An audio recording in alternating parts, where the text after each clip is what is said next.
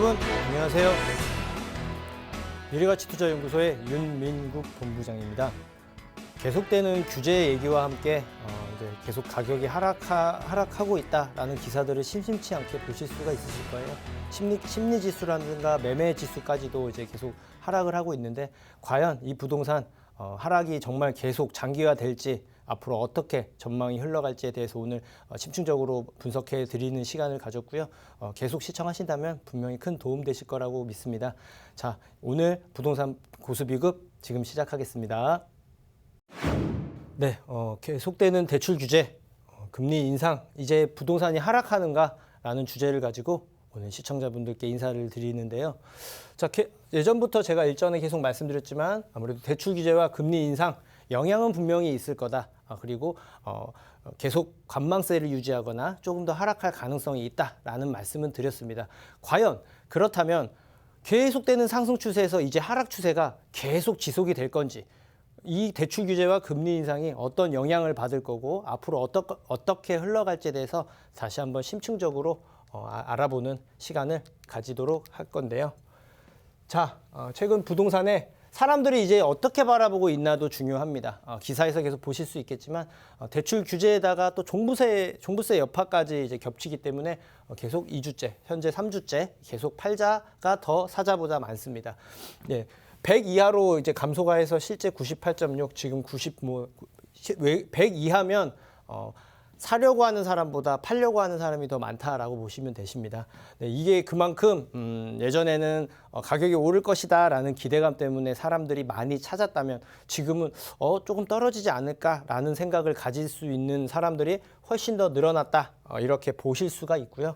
그 다음에 또 서울 집값 1년 반 만에 하락 추세로 진행이 됐다. 매매 가격 전망 지수입니다. 매매 가격 전망 지수 같은 경우는 부동산 중개업소를 대상으로 이제 집값 앞으로 어떻게 될 건지 이거를 조사를 한 기준입니다. 100을 밑돌면 이제 떨어질 가능성이 있다라는 사람이 더 많은 거고요. 100이 넘으면 상승할 사람이 더 많다. 이렇게 보시면 되는데 실제 이 업에 종사하는 사람들도 조금 더 하락하지 않겠냐라는 전망이 좀 더 우세합니다. 그만큼 규제도 좀 생기고 계속 또 너무 많이 오르지 않았나라는 생각들도 이제 포함이 되기 때문에 실제적인 사람들의 심리, 일반적인 사람들 그리고 부동산 업에 관련된 사람들도 조금은 더 하락하지 않겠냐, 이런 얘기들이 계속 기사로 나오고 있습니다. 자, 대출 규제 자체에 대한 여파는 어떻게 되냐면요. 6억 이하의 부동산은 이제 계속 상승할 가능성은 있습니다. 왜 그러냐면 6억 이하의 부동산을 취득하시는 분들이 대출을 받을 경우에는 대부분 보금자리론을 활용을 합니다. 서민주택담보대출의 이제 대표적인 상품이고 6억 이하만 가능하기 때문에 보금자리론을 신청을 하고 이자가 좀 일반적인 대출보다는 저렴하기 때문에 가장 우선적으로 이용을 하는데 6억이 넘어가게 되면 신청이 불가합니다. 그렇기 때문에 대출 규제로 인해서 대출 받기가 힘들어졌기 때문에 오히려 더 금리 인상과 더불어서 좀 더 6억 이하를 사람들이 찾게 되고 그로 인한 풍선 효과로 조금 더 상승할 수 있다라고 볼 수가 있고요. 그리고 DSR 규제 시행으로 심리적으로 더 위축이 될 겁니다. 이 DSR 규제가 쉽게 말씀드리면 신용대출을 이제 막는 겁니다. 그렇기 때문에 더욱더 이제 6억 이하 쪽에 매매가가 좀 더 낮은 곳으로 사람들이 좀 더 휩쓸릴 가능성이 있죠. 게다가 가장 중요한 부분이 30, 40대, 20대부터 40대까지가 영끌 투자라고 불리는 소위 말해서 풀로 내가 받을 수 있는 최대 한도의 대출을 받아서 투자의 목적이 강했다고 한다면 이게 지금 막힌 겁니다. DSR 규제 시행이 쉽게 말씀드리면 내가 담보대출을 받을 수 있는 부분은 풀로 다 받고 그 다음에 모자른 부분은 신용대출을 받아서 진행을 하는 경우들을 많이 볼 수가 있는데요. 이제는 신용대출 자체가 이제 어려워졌기 때문에 말 그대로 그런 투자가 어려워지면서 매수하려는 심리 그리고 실제적인 사람들도 많이 줄어들 가능성이 있다라고 판단을 합니다. 그렇기 때문에 저가의 아파트와 또 저렴하다고 인식되는 빌라로 수요가 좀 더 몰릴 거라고 보여지고 있고요. 우리는 이런 부분을 예측을 해서 거기에 맞게 부동산 전략을 짜보는 지혜도 필요합니다. 자, 그렇다면 대출 규제의 역효과 어떤 게 있나? 아까 제가 말씀드렸지만 6억 이하의 아파트가 이제 거래가 이제 많이 늘어날 거라고 말씀을 드렸는데 최근 보시면 대출 규제 이제 얘기를 나오고 나서는 거래가 6억 이상보다 이하가 훨씬 더 비중이 높아진 거를 보실 수가 있습니다. 아마도 이런 현상은 내년 초까지는 유지될 가능성이 큽니다. 왜냐? 규제 자체가 크게 바뀌는 건 없고요. 그리고 1월부터 내년 1월부터 또 DSR이 실제적으로 단계적으로 이제 계속 시행이 되다 보니까 말 그대로 조금 더 저렴하면서 대출을 그나마 좀 받을 수 있는 그런 쪽으로 부동산의 수요가 몰릴 가능성이 있다라고 예측을 해볼 수가 있겠죠. 자, 그렇다면 금리는 과연 어떤 영향을 끼치냐? 기준금리가 이번에 또 올랐죠. 올해만 들어서 두 번째로 오른 건데 기존 0.5%에서 1%로 올렸습니다. 자, 20개월 만에 1% 시대로 복귀를 한 건데요. 자, 이 부분 때문에 이제 금리가 올라가니까 기존에 대출을 받았거나 받으려고 하는 사람들의 부담감이 더 커지기 때문에 상대적으로 부동산 영향을 많이 악영향을 끼치지 않겠냐라고 생각하는 경우들을 많이 볼 수가 있습니다. 당연히 금리가 올라가면 심리적으로 위축이 되고 그로 인해서 일시적으로 가격이 하락되거나 거래가 많이 줄 수 있는 그런 가능성은 있습니다만 제가 말씀드리고 싶은 부분은 자, 실제로 그게 이 금리가 상승을 하게 되면 아까 제가 이제 다시 언급을 드리지만 이자 부담이 늘게 되니까 당연히 부동산 매수라든가 아니면 투자 목적을 가진 사람들의 심리가 위축이 되게 되면 말 그대로 거래가 좀 줄어들게 되겠죠. 그리고 이제 인플레이션 억제로 인해서 이제 자산 증시 속도가 분명히 감소될 가능성이 높습니다. 실제로 영끌이나 빚을 내서 뭔가를 준비하는 사람들의 경우는 말 그대로 이자 부담이 높아지기 때문에 조금 더 관망하게 되거나 조금 더 꺼려지게 된다는 점이에요. 그래서 당연히 거래량이 줄 수가 있죠. 자, 투자 심리를 위축시키는 효과는 분명히 있습니다. 네, 당연히 악영향이 맞죠. 자, 그런데 그걸 볼 게 아니고 이 향후 전망을 그러면 이제 그 부분을 맞춰서 어떻게 진행을 할 건지를 살펴봐야 되는데요. 일시적 영향은 있지만 다시 반등할 것이다. 제가 이 부분에 대해서 뒤에서 또 이제 말씀을 드릴 건데, 자, 내년에 부동산 시장 흐름이 가격 상승할 수밖에 없는 몇 가지 뚜렷한 확정적인 그런 요소들이 있습니다. 그로 인해서 내년에 전체로 봤을 때는 가격이 상승할 가능성이 높다라고 말씀을 드리는데요. 왜 그러냐? 과거를 보면 일단 미래가 보이는데요. 자, 제가 왜 이 부분에 있어서 말씀을 드리는지 하나씩 살펴보도록 하겠습니다. 자, 대출 규제로 인한 부동산 시장은 어떻게 흘러갈지. 자, 예전에 보시면 지금 2012-16 대책 이후로 서울 집값 안정성이 회복된다. 국토부에서 얘기한 기사들이 있어요. 예전 기사입니다. 예, 이게 작년 초 2018년 9.13 대책 이후에 19년도 초에 나온 거예요. 네, 12-16 대책. 네, 2019년. 네, 그러면 이 안정성이 회복됐다가 실제로 회복됐을까요? 네, 맞아요. 그 당시에는 이 발표했을 때 기준으로 연초였기 때문에 연초에는 하락 추세가 뚜렷했습니다. 자, 그런데 과연 결론이 어떻게 됐죠? 실제로는 3월, 4월부터 시작해서 상승폭이 다시 올라가면서 그 폭이 굉장히 컸단 말이죠. 자, 그리고 실제적으로 대출 막았지만 지금은 현재의 기준입니다. 15억 초과 아파트는 2년간 4억 올랐다라고 최근 기사에 나온 겁니다. 자, 이게 뭘 말씀드리냐면은 15억 초과는 대출이 안 됩니다. 대출에 영향이 없기 때문에 대출하고 상관없이도 대출이 안 되더라도 가격이 오른다는 걸 볼 수가 있습니다.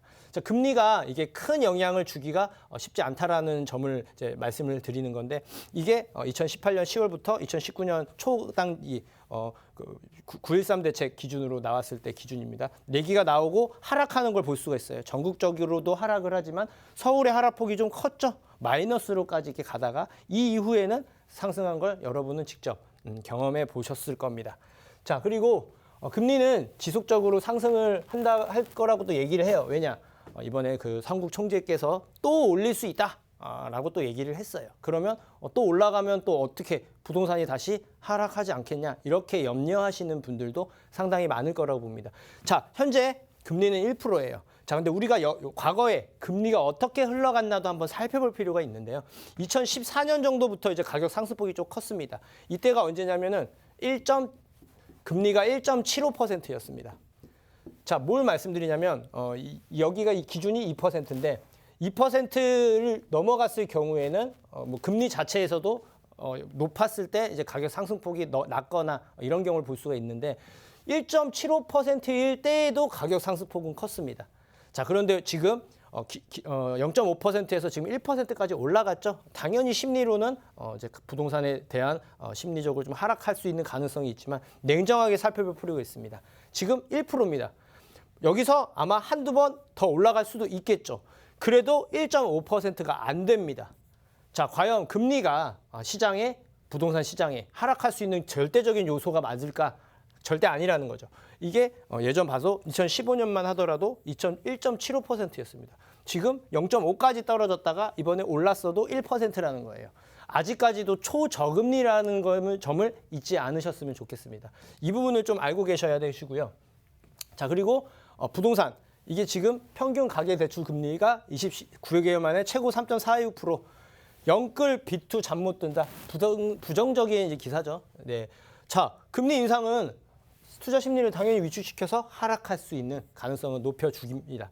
하지만 제가 늘 말씀드리지만 이 금리가 올라서 그 영향이 부동산에 하락할 수 있게끔 그리고 그 하락이 지속될 수 있게끔 하려면 대출을 받은 사람도 많아야 되고요. 대출을 받아야 할 사람들도 많아야 됩니다. 그래야 실제적으로 내가 부담을 느끼는 사람들이 많아지면서 당연히 심리적으로 위축이 되고 거래도 더욱더 많이 줄 수 있는데 중요한 건 기존 대출 자체가 지금 많아야 효과가 있는데 지금 현재 많지가 않습니다. 왜냐? 이 대출 규제는 예전부터 계속 규제를 해왔기 때문입니다. 그리고 잘 생각해 보시면 투자 목적을 가진 사람들은 대부분 전세를 끼고 그렇게 투자를 했다는 거죠. 물론 신용대출까지 무리해서 연끌로 하신 분들한테는 일부 영향이 있을 수 있지만 그 규모가 크지 않다라는 점을 말씀을 드리고요. 또 앞으로 이 금리가 얼마나 영향을 끼치냐. 자, 예전부터 막혀 있어요. 지금 대출 받으려고 해도 대출이 안 나옵니다. 실거주 목적이라던가 금액 그런 경우는 이제 대출이 나오지만 이미 대출을 막아놨기 때문에 대출이 안 됩니다. 그렇기 때문에 이 금리가 절대적으로 부동산에 영향을 끼친다? 이렇게 단언할 수는 없다라는 거죠. 이 금리 자체가 심리적으로는 뭔가 얘기가 나왔을 때 영향을 일부 받을 수 있지만 길어지려면 거기에 맞게 실제적으로 뭔가 부담을 갖는 사람들이 많이 늘어나야 되는데 실거주를 하고 있는 사람들의 경우는 그럴 수 있지만 투자 목적을 가진 사람들한테는 그렇지 않다라는 점이에요. 그렇기 때문에 이 영향이 일시적이지만 오래 가지는 않을 것이다 라고 추측을 해볼 수 있다는 점이죠. 자. 과거의 흐름을 이해하면은 알기 쉬울 수가 있는데 예전에 이제 큰 틀에서 예전 노무현 정부부터 이명박, 박근혜, 문재인 정부 기준으로 부동산 상승 추이를 한번 비교 분석을 해본 겁니다. 노무현 정부 때는 뉴타운으로 인한 공급도 있지만 집값 잡겠다라고 좀 강력한 규제를 좀 했었고요. 예, 규제가 좀 심했고 그리고 이명박 정부, 박근혜 정부는 완화 정책을 폈습니다. 뭔가 그 당시에 경제 위기도 있긴 했지만 대부분 규제를 완화하거나 해제를 했다라는 거예요. 그리고 문재인 정부 들어선 규제가 좀 커졌죠. 자, 실제로 볼게요. 규제했을 때 가격이 오르고 완화했을 때 가격이 좀 그대로 가다가 좀 떨어지는 추세였고 박근혜 정부에 때 올라가는데 소폭 상승하는 추세였습니다. 실제로 그리고 이번에 정부는 굉장히 상승폭이 컸다는 점이에요. 자, 이 결론적이긴 하지만 이 그래프를 보면은 말 그대로 완화 정책을 폈을 때는 오히려 상승폭이 크지 않았고 규제를 했을 때 오히려 가격이 올라간 걸 볼 수가 있습니다. 거기에 맞춰서 규제를 했을 당시에는 일시적으로 영향이 있을 수 있지만 상승할 수 있는 가능성이 있겠구나라고 보셔도 크게 무방합니다. 자, 2022년 부동산 제가 이것들을 말씀을 드리는데 이 부분에 이제 요약을 제가 해드리는 건데 과거의 경험을 토대로 현재와 과거와 비슷한 점, 틀린 점을 고려를 해서 거기에 맞게 추측을 해본다면 분명히 하락 추세일 가능성이 높습니다. 하락하거나 그 하락폭이 크다라는 게 아니고 일시적으로 그대로 보합이 되거나 일시적으로 소폭 하락할 수 있지만 하지만 인위적인 규제 정책이라는 거예요. 기본적으로 상승 추세였던 걸 억지로 끌어내렸던 부분이 있기 때문에 그 효과가 길지 않을 것이다. 라고 말씀을 드리고요. 대선 결과 여부로 이제 불확실성이 좀 존재를 해요. 이 부분이 사실 여기도 지금 영향을 좀 끼친 건데 이 부분으로 인해서 조금 더 조금 더 이제 주저주저 하시는 분들이 있을 수는 있지만 확정된 물량 이미 물량 자체가 부족하다는 건 기정사실화가 됐습니다. 그리고 더욱더 유동성은 상승을 하겠죠. 지금 이미 상승을 하고 있는 상황에서 또 이제 코로나라는 또 이제 암초를 만났기 때문에 또 이제 모든 나라가 더욱더 돈을 풀 가능성이 높고 특히나 우리나라는 그거 여부와 상관없이 부동산으로 많이 흘러갔겠든 3기 신도시부터 시작해서 토지 보상금들이 많이 예정되어 있기 때문에 그 유동성은 전부 다 부동산으로 들어오기 때문에 상승 추세가 지속될 거다. 그리고 임대차 3법으로 인해서 전세 시장이 불안해서 상승할 가능성이 굉장히 높다라고 말씀드려서 결론은 아파트 시장은 주춤하다가 상승할 가능성이 높고 그리고 빌라 시장은 향후 2, 3년 동안은 오히려 상승할 가능성이 높다. 가격이 높지 않은 것들이 더 상승폭이 더 커질 가능성이 높다라는 점을 유념하셔서 여기에 맞춰서 부동산 준비를 하시는데 참고하시면 많은 도움이 되실 겁니다. 거기에 있어서인 무료 세미나도 제가 계획을 했어요. 부동산 2022년 전망 및 소액 투자 어떻게 하면 성공할 수 있는지에 대해서 준비를 했기 때문에 관심 있으신 분들, 궁금하신 분들은 선착순이다 보니까 신청을 하시면 안내 받으실 수 있게 안내를 해드릴 거고요. 그리고 1:1 무료 상담도 예정이 되어 있기 때문에 세부적으로 궁금한 게 있다, 뭔가 한번 도움이 필요하다 하시는 분들은 편하게 주저 말고 연락 주시면 최대한 도와드리도록 하겠습니다. 오늘 준비한 강의 내용은 여기까지입니다. 네, 제가 오늘 준비한 추천 지역은 서울시 중구 만리동입니다. 투룸 다세대로 이루어져 있고 바로 서울역이라는 큰 개발 호재를 품고 있는 지역이죠. 거기에 대해서 하나씩 살펴보는 시간을 가지도록 할 건데요. 자, 지금 위치를 먼저 말씀을 드릴게요. 현재 1호선, 4호선, 경의중앙선, 공항철도, KTX까지 다니는 이미 교통편이 훌륭한 서울역에서 도보 약 5분 거리에 위치해 있는 지역입니다. 투룸으로 이루어져 있고 실면적은 대략 한 12~13평 정도 된다라고 보시면 되십니다. 자, 시세 말씀드릴게요. 5억 2천이고요. 5억 2천. 그리고 실투자금, 내가 만약에 전세를 끼고 준비를 한다라고 했을 때는 약 1억 9천만 원 정도의 자금이 필요합니다. 아마 서울역 바로 근처들, 도보 5분, 10분 이내에 물건들을 알아보시는 분들도 있을 거예요. 근데 2억 이하 투자가 아마 없다라는 건 분명히 검증이 되셨을 겁니다. 가격이 굉장히 많이 올랐기 때문인데, 그럼에도 불구하고 조금 일반적으로 다른 곳보다는 저렴하게 좀 나와 있는 부분이라서 제가 오늘 준비를 해봤습니다.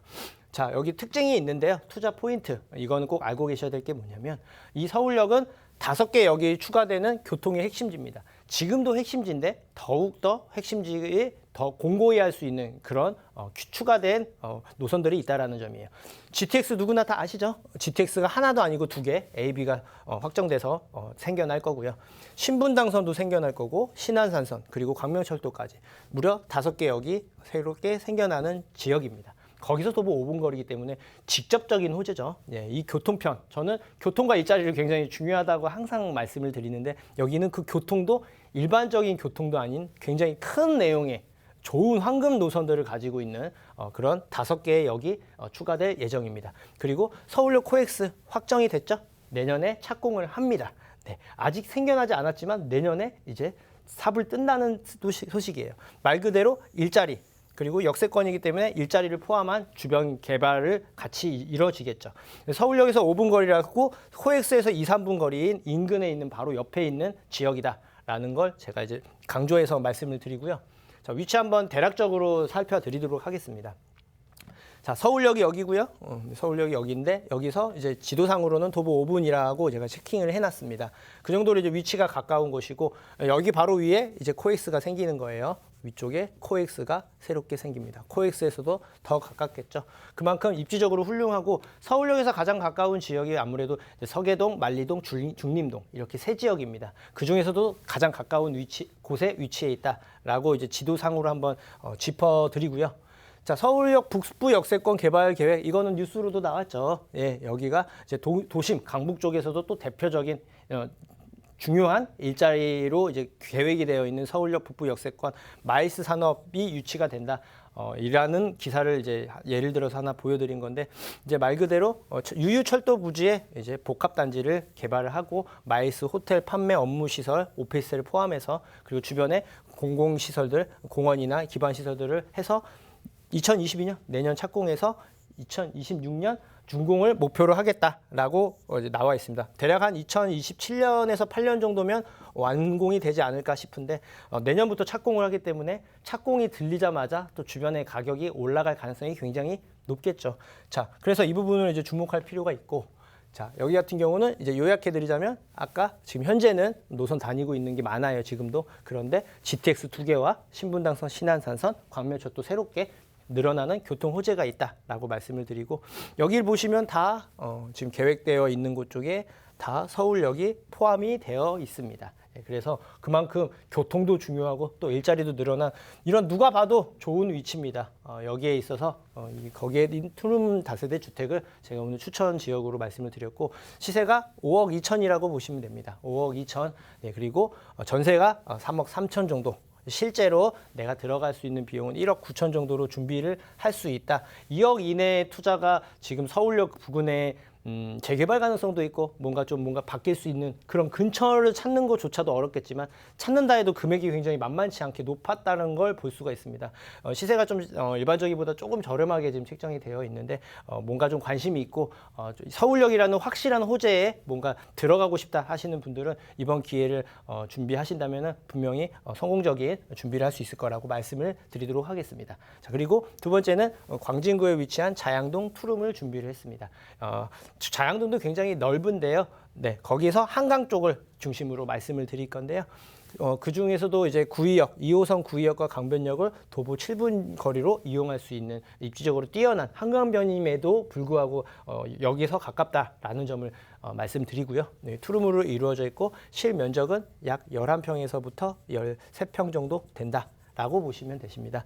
시세는 4억 8천에서부터 5억 한 5천 정도로 보시면 됩니다. 가장 높은 거는 지금 없는 걸로 알고 있어서 실투자 금액, 전세를 끼고 실투자 금액은 대략 1억 6천에서부터 1억 8천 5백 정도 사이다. 2억 이하로 상강변에 투자가 가능하다라는 점을 일단 강조해서 말씀을 드리고 싶고요. 그 위치를 한번 포인트를 한번 잡아드리자면 근처에 바로 현재 공사 중인 일자리가 새롭게 생겨나는 계획이 지금 이미 공사 중에 있고요. 주변에 스타필드라는 대형 상업시설도 들어설 예정입니다. 게다가 한강변이라는 투수성을 끼고 있고 또 한강변엔 좀 아쉬웠던 부분인 학군까지도 이제 해소가 될 수 있는 희소가 체계가 높은 지역에 위치해 있다. 그리고 주변에 이미 개발이 공사 중인 곳도 있고 추진 중인 곳도 있고 그런 곳이 가능성 높은 유망 지역이다. 이렇게 정리를 해드리고요. 자, 위치 한번 보면은 제가 늘 말씀드리지만 이 자양동 정중앙에 가운데로 큰 길가가 있는데 거기를 정리를 해서 아래쪽은 한강변이고 위쪽은 한강변이 아니라서 자양동 투자를 봤을 때는 한강변의 가치, 그 바뀌지 않는 희소성의 가치가 더 높다라는 건 꼭 말씀을 드렸어요. 그 부분은 꼭 유념하셔서 준비하는 걸 제가 이제 추천을 드리고요. 그리고 아까 말씀드렸던 구의역과 강변역 쪽에 구의역 바로 앞에 이제 구의자양 재정비 촉진지구 현재 공사 중입니다.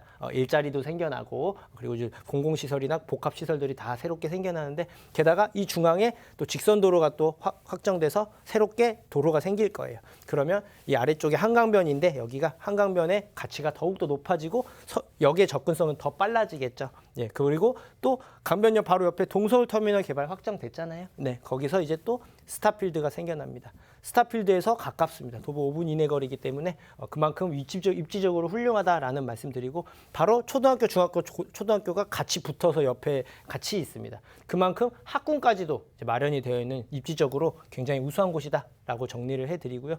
노후도 쪽을 살펴봐도 자양 이동이 그래도 입지는 좋지만 시간이 많이 걸리는 경우가 많은데 자양 이동 안에서도 노후도가 그래도 가장 높은 곳에 속해 있기 때문에 재개발 여부를 봤을 때도 가능성이 상당히 높다. 이렇게 정리를 해드리고요. 여기 4억 8천에서부터 매매가는 5억 5천 정도로 보시면 되시고요. 그리고 전세를 끼고 실제적인 전세 끼고 투자 금액은 1억 6천에서 1억 8천 5백 정도 이렇게 정리를 해드리겠습니다. 이걸 포함해서 꼭 이게 아니더라도 부동산에 대한 흐름, 내가 궁금한 게 많다. 그리고 그러신 분들은 1:1 상담 신청하셔도 되고 그게 좀 부끄럽거나 좀 이제 전반적인 흐름을 같이 한번 알아보고 싶다 하시는 분들은 세미나 신청을 하신다면 세미나 들으실 수 있게 안내를 해드리도록 하겠습니다. 선착순이다 보니까 관심 있으신 분들 꼭 오실 수 있는 분들 우선적으로 좀 신청을 해주셨으면 하고 부탁드리고요. 그리고 세미나뿐만이 아니고 난 세부적으로 상담 듣기 원한다 하시는 분들은 언제든지 주저마시고 1:1 상담 신청하시면 제가 최선을 다해서 올바른 길로 인도할 수 있게끔 알려드리도록 하겠습니다. 오늘 준비한 내용은 여기까지입니다. 네, 시청자 여러분, 다음 주에도 더 올바른 내용, 더 가치 있는 얘기로 시청자분들께 인사드리도록 하겠습니다. 다음 주에 뵙겠습니다.